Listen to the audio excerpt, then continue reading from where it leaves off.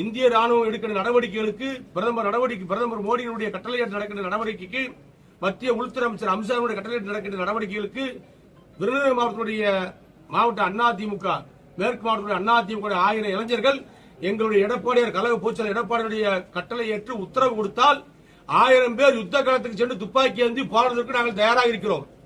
போர்க்களத்தில் துணை உதவி செய்வதற்கும் 10 நாள் இடைப்பட்ட துப்பாக்கி பரிசு எடுத்து போர்க்களத்தில் பணியாற்றுவதற்கும் 1000 இளைஞர்கள் எனது தலைமையிலே போர்க்களத்தில் செல்வதற்கு நாங்கள் தயாராக இருக்கிறோம் என்பதையும்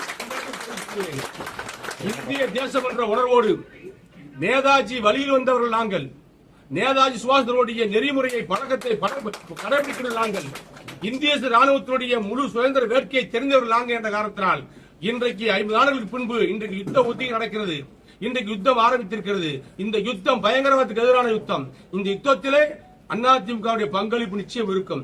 அதிமுக தேசத்தின் மீது பற்று கொண்டவர்கள் என்பதற்கு அடையாளமாக யுத்த களத்திற்கு தேவையான சொல் இளைஞர்கள் தேவையான சொன்னால் 1000 பேர்களை விருதுநகர் மாவட்டத்திலிருந்து, சிவகாசியிலிருந்து, ராஜபாளையத்திலிருந்து, சிலித்தூரிலிருந்து, இந்த மாவட்டத்திலிருந்து அழைத்து செல்வதற்கு நான் தயாராக இருக்கிறேன்.